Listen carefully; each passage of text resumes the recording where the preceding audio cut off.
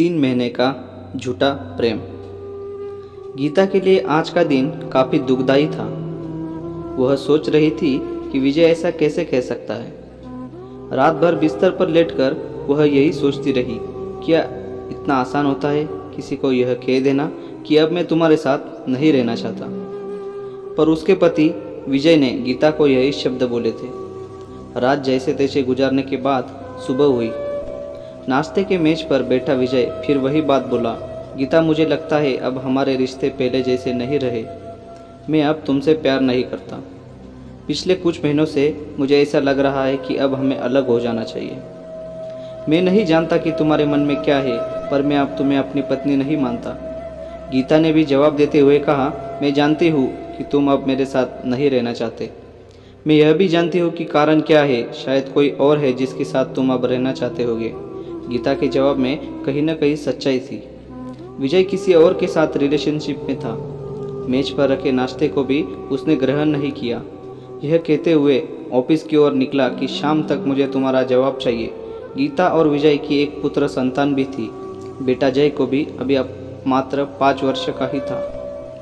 यह सच है कि गीता भी पिछले कुछ महीनों से शारीरिक रूप से अस्वस्थ थी, पर विजय को उसकी सूध कहाँ। वह तो दिन रात अपने नए रिश्ते में व्यस्त था। ना वो गीता को समय देता, ना अपने बेटे जय को। ऐसे में भला उसे गीता की शारीरिक दुर्बलता, कमजोरी और बीमारी की सूध कहाँ। समय का पहिया बस यूं ही घूम रहा था। गीता के माँ बाप भी अब इस दुनिया में नहीं थे कि वे उसका ख्याल रखें। शाम तक की मोहलत विजय ने गीता को दी थी। गीता काफ़ी परेशान थी। वह यही सोच रही थी कि अपने पति को अपनी हालत के बारे में कैसे समझाए। अपने बेटे जय को वो बेइंतहा प्यार करती थी। जय के स्कूल से आने के बाद सारा दिन उसके साथ बैठी रही। उसके विचारों में अतीत की परछाइयाँ साफ झलक रही थी, जिनको स्मरण कर वो कभी मुस्कुराती तो कभी उदास होती। चेहरे के बदलते हुए भाव भूमिका के बीच बेटा जय अपनी माँ को निहारता जा रहा था। दोपहर ढल चुकी, अब सांझ हो चली थी। मन ही मन गीता ने विजय का जवाब तलाश लिया था। कुछ सवालों के जवाब बहुत कठिन होते हैं क्योंकि वे हमारी ज़िंदगी से जुड़े होते हैं। अलमारी में रखी अपनी शादी की एल्बम, माँ पिता की तस्वीरें, बेटे जय के बचपन की फ़ोटो और विजय के साथ गुजरे हसीन पल की तमाम यादगार तस्वीरों को देखती हुई गीता आज अपने वर्तमान पे रो रही थी। वह यह सोचकर आंसू बहाए जा रही थी कि आखिर उसका क्या कसूर। वक्त ने उसी के साथ ऐसा क्यों किया। खुद के सवाल और खुद के जवाबों के बीच शाम रात में तब्दील हो गई। विजय हर रोज की तरह आज भी समय पर घर नहीं आया। बेटे जय को रात्रि का भोजन करा गीता विजय का इंतजार करती रही। तकरीबन रात 11:40 पर घर के दरवाजे पर किसी ने दस्तक दी। विजय ही था। आते ही बोला, मैं खाना नहीं खाऊंगा, तुम खा लो। पर गीता को भोजन नहीं, विजय के अगले सवाल का इंतजार था। आखिर विजय ने वह सवाल पूछ ही लिया, तो क्या सोचा तुमने? मुझे तुमसे डिवोर्स चाहिए, क्या तुम इसके लिए राजी हो?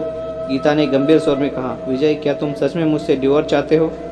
विजय ने कहा, हाँ। गीता बोली, हम अब अकेले तो नहीं, बेटे का क्या होगा? विजय चुप रहा। उसकी चुप्पी देख गीता बोली, सुनो, मेरी एक शर्त है।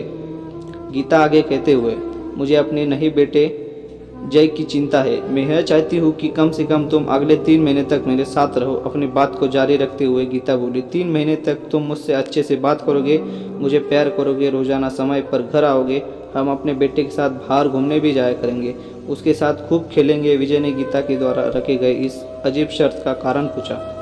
गीता ने उत्तर दिया, अगर तुम यूँ अचानक मेरा साथ छोड़ दोगे तो जय को परेशानी होगी। तुम नहीं जानते हो कितना कोमल है और तुम्हें कितना प्यार करता है।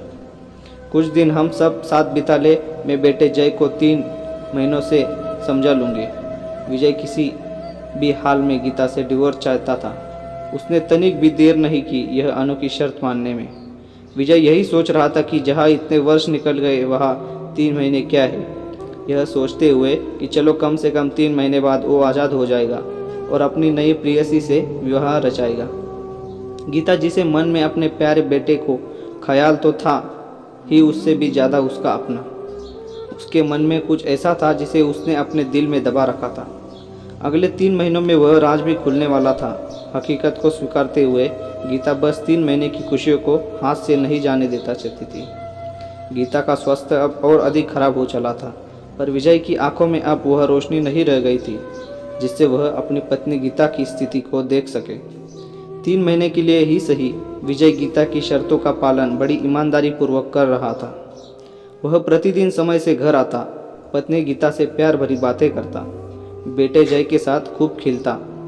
मायूस से दिखने वाले इस परिवार में खुशियाँ लौट आई थी, बेशक 3 महीने के झूठे प्रेम पर।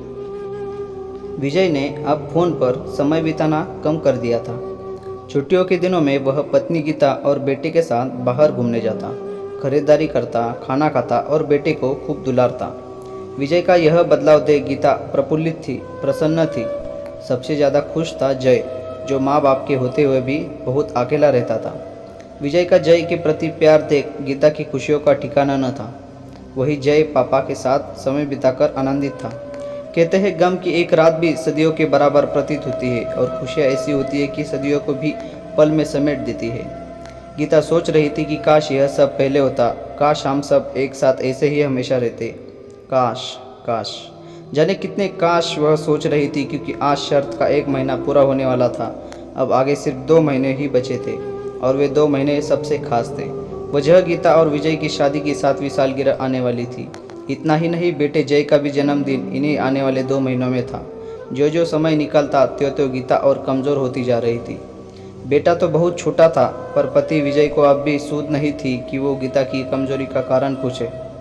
विजय को यूँ लापरवाह देख गीता दुखी थी, पर उसे अपनी सच्चाई से अवगत भी नहीं कराना चाहती थी।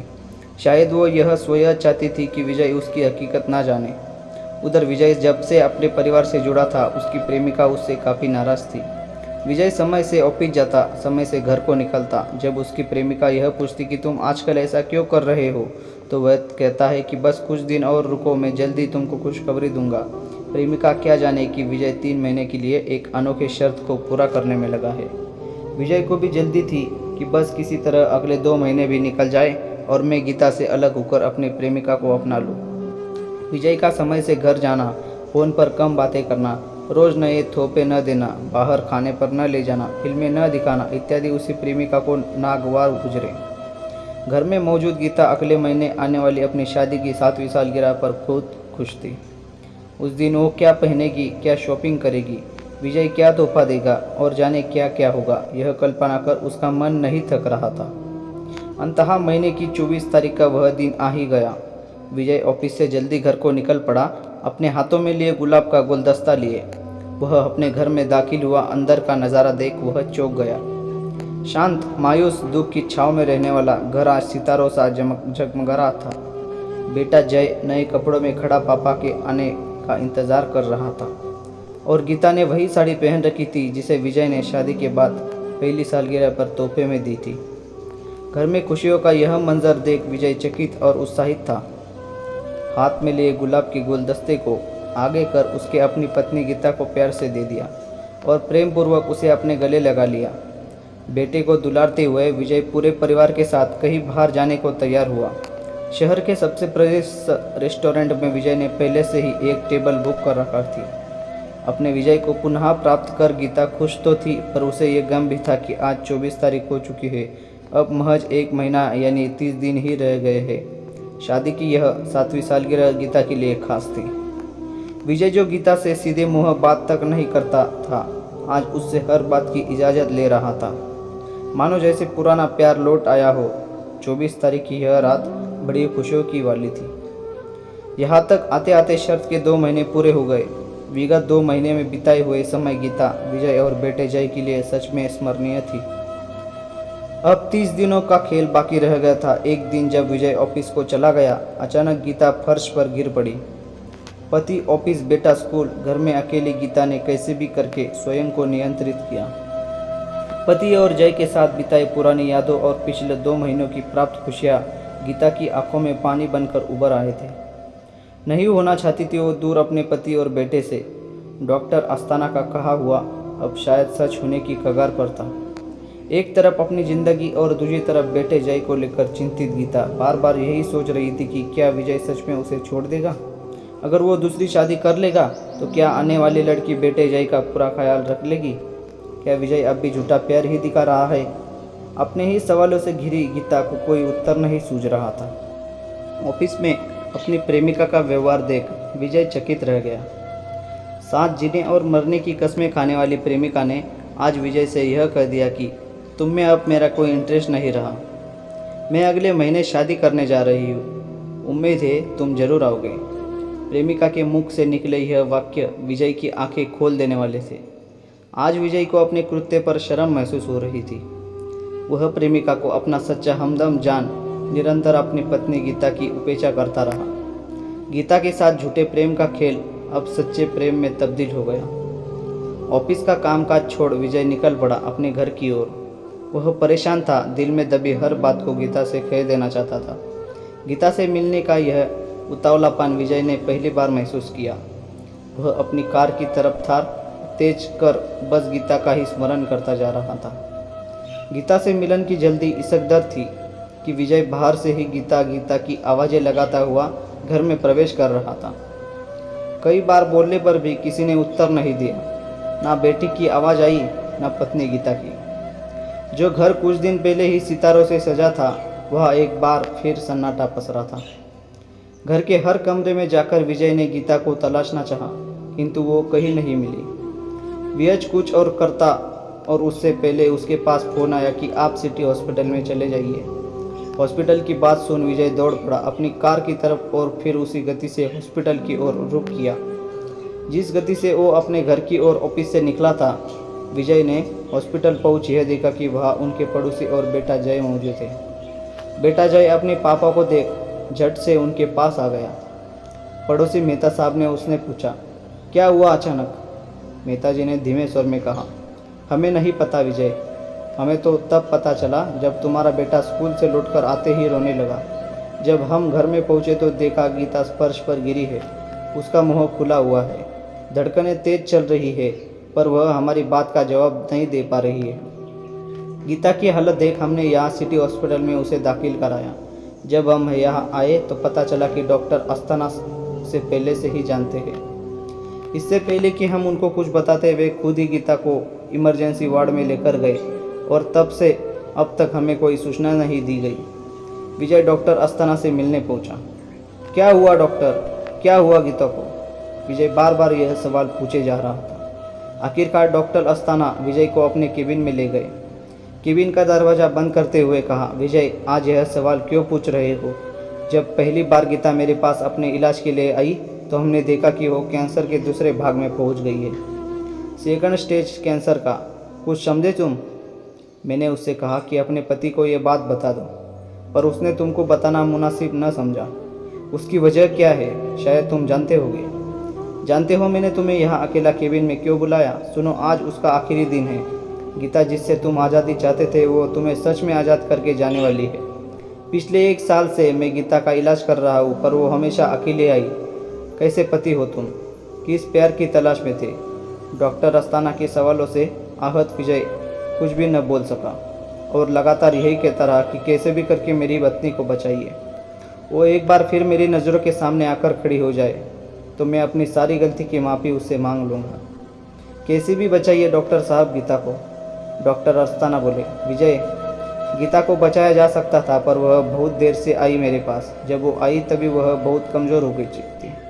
मैं एक डॉक्टर होने के नाते उसको सांत्वना देता ही था, पर मैंने उसे यह भी साफ जाहिर कर दिया था कि उसकी मृत्यु तय है, क्योंकि कैंसर का दूसरा स्टेज भी पूरा होने की कगार पर ही था। उसके पास जीने की मोहलत कम थी। मैंने उसे खुलकर जीवन जीने की सलाह दी। काश तुम कभी ध्यान से उसकी पीड़ा को देखते। शाम जैसे जैसे ढल रही थी, विजय का मन व्याकुल होता जा रहा था। आज विजय सच में एक अच्छे पति और अच्छे पिता की भूमिका अदा कर रहा था। बार बार उस कमरे में झांक कर गीता को देख आता था। आज गीता का चेहरा उसे निहारने का जी कर रहा था। पश्चाताप की अग्नि में जलता विजय अपनी बात कहे तो किससे? किसी करिश्मे की आस लिए वह यह सोच रहा था कि बस गीता अच्छी हो जाए तो उसको अपने दिल की बात कह दूँ और अपने किए की माफ़ी मांग लूँ। गीता से मुक्ति की कामना करने वाला विजय आज उससे किसी भी हाल में जुदा नहीं होना चाहता था। 3 महीने का झूठा प्रेम अब जीवन भर सच्चा साथ मांग रहा था।